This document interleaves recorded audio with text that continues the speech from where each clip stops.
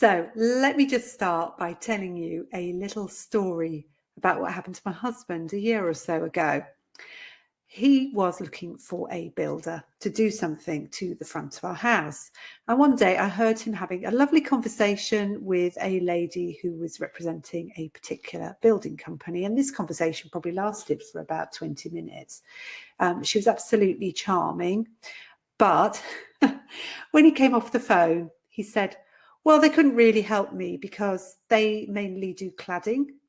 And actually, the work we wanted done on the house didn't involve any cladding.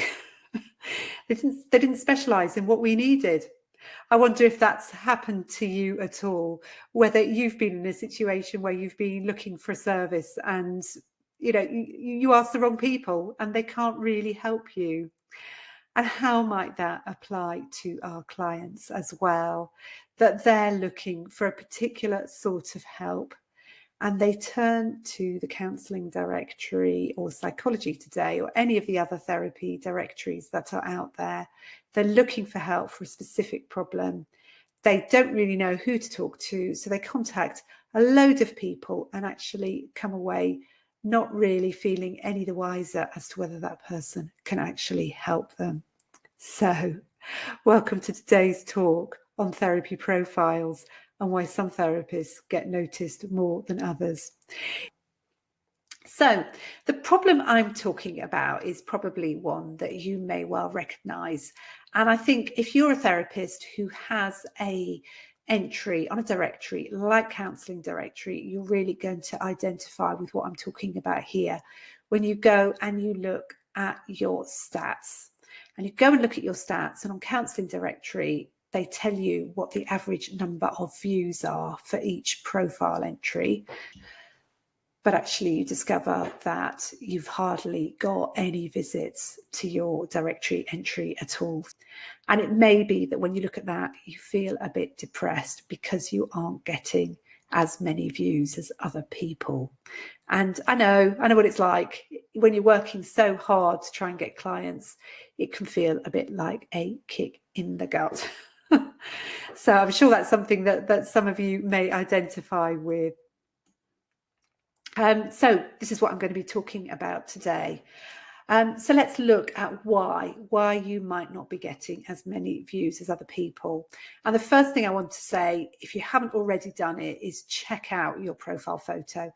I've got a podcast episode all about this on Good Enough Counsellors. It's episode 22 on the Good Enough Counsellors podcast, and it's all about photo tips to get you noticed. So that's one of the first things that you can do, is make sure that you've got a good profile photo. But what it helps to remember as well is that people don't just suddenly wake up and think to themselves, you know what, I'm going to go and look at counselling directory today. No, people wake up and think, you know what, I've really got to sort out this particular problem. So people are very problem focused. That's what they are coming to the counselling directory, Psychology Today, any of the other ones, with that in mind. This is my problem. I want to solve my problem. I'm looking for someone who can help me solve my problem. And so think about, what is the catalyst? What is the catalyst for people? What is causing them to actually think at this moment in time, I need to have some counselling? Why are they looking? So it might be that they've had a medical diagnosis recently, for example. So it's an illness that they really don't want to have. And so they decide they need to make a decision about it and that counselling might help. That's an example of something that I dealt with. Other sorts of catalysts I'm thinking about, maybe they've been unable to go out, they've got social anxiety, or, they've had a really upsetting row with their partner and they realise that something's got to change, it can't carry on like this. So there's often a catalyst that people will be bringing to counselling. So it's really, really helpful to make you stand out if you can actually think about the problems that people are bringing. And this is where we get to the N word that so many people have a problem with, and that is the word niche. That people are sort of like really concerned about. And I'll talk a little bit more about the concerns that people have in a little while. But the fact is that people are looking, clients are looking for people who can help them. They want to find someone who understands their problem.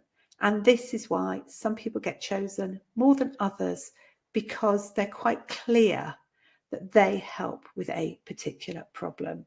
So I was on Counselling Directory a few months back, and I was looking through profiles. I spent a lot of time on there because I help people with it, but I looked in my local area and someone's profile really stood out to me, and they were talking about high functioning anxiety, which is one of the things that I have to cope with. And just the way they wrote, I just thought, this person really understands me. They really get the way I feel. And they talked about how they worked and the difference that it could make to somebody. And I've still got that person in the back of my mind that potentially that might be someone I would go and talk to. That is what happens when you're very, very clear about the sorts of people that you are trying to reach. Because if I was to go on Counselling Directory and I was to see someone who says, I help with stress and anxiety and depression and bereavement, they wouldn't really stand out to me. Whereas this person really, really did, because they were talking about high functioning anxiety and actually how that plays out on a day-to-day basis. So this is what helps you get noticed. If you were to list, say, something like that you work with social anxiety amongst young professionals, that would really speak to people in their 20s and 30s who are finding it difficult to go out, who have low self-esteem, who constantly question themselves whenever they've had a social interaction. So think about what is it that I really enjoy working with? What do I really help people with? And put that in your profile to help you stand out. Because what it does is it encourages clients that you're knowledgeable, and that gives them the confidence to want to come forward. And the other thing is as you work with these people, you get to know about the sorts of changes that will happen as a result of them having counselling. And you can talk about that in your profile as well. And then what they have is what we call a value proposition, that they can see that they're going to gain value from paying you. So it's worth it for them to come forward. It's what might make them stop being somebody who just idly goes through and just looks and thinks, well, shall I have counselling or not? To someone who thinks, you know what, this person can really help me. And yes, it is time that I did something about it. And I'm going to phone this person up, send them an email. So by knowing what sort of problems you're working with, by knowing the difference that you make, and then also by being able to show them that you know about this problem because of your previous work experience or the sorts of things that you've done, sorts of people that you've worked with. So being able to talk about your skills and experience will be another way of establishing that you are the right person to work with them. So I can imagine that some of you are listening to this thinking, well, it's all very well, you talking about a niche, but I'm really worried about the fact that I might get bored in working with that particular niche, or that if I say I'm working in this particular niche, it's going to exclude people who aren't in that niche. And these are all sorts of questions that come up all the time around niching, and I don't have time to address them all at the moment. But just to let you know that I am actually going to be doing some training around this in October, because I'll be doing the Make Your Profile Work training.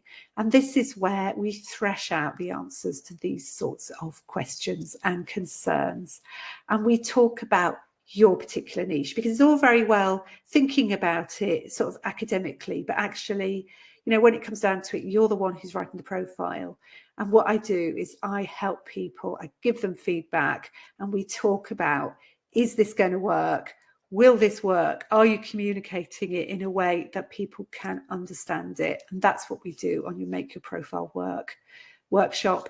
That's coming up in October, and the way to access it is actually the cheapest way you can work with me is to subscribe to Therapy Growth Group. It costs £50 to join for a month. You only need to stay for the month if you want, but there's lots of other resources there that might make you think, well, actually, I'll stay for a bit longer, but it is entirely up to you. But you need to become a member really starting from now, because it's coming up quite quickly, and there's going to be a cut-off date where I say no more. So just coming back to thinking about the niche, I wanted to give you a few quick tips just as we close the podcast. Some quick tips on helping your profile to stand out. So, number one, if you're aware of the sort of niche that you want to work with, you're usually aware of the language that people use around that niche. So use the language that your clients would use. That's a really important thing to say. Don't use jargon. If you want to know more about this, go and have a look at episode 14, or go and have a listen to episode 14 of the Good Enough Counsellors podcast. So that's the first thing to say. Use the type of language that your clients use. The second thing to say is what I've already mentioned. It's about highlighting your skills and experience. What makes you what makes you choose to work with those sorts of people?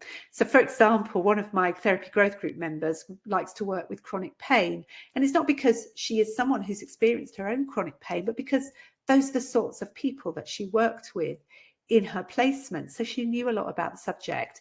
And one of the things she said is, I really love working with this particular group of people because they're very resilient. And when you say something like that, it really shows people that you get it, that you get what it's like to be someone like them. And so she communicated really well with her client group. So knowing who you're speaking to, it means that you can bring in the skills and experience that are relevant to them. And remember to let them know how you can help. The difference that working with you will actually make to them. It's that value proposition that I was talking about. And just before I end, I wanted to let you know that this week's podcast is our social media toolkit. And what I'm talking about there is all about what it feels like if you don't feel that you know enough. So if you feel that imposter syndrome and you don't feel like you're an expert, listen to this week's podcast. That's episode 33, the social media toolkit, November. Even if you're not on social media, I think it'll really help with that imposter syndrome. And I will talk more about imposter syndrome and directories in next week's podcast. So lots of great things coming up in the podcast. Do have a listen. It's really easy to find on any of the podcast apps. Just type in Good Enough Counsellors and you'll be able to find it. So thanks very much for watching. Let me know if you're interested in the Make Your Profile Work training and I will send you the details. Take care for now. Bye.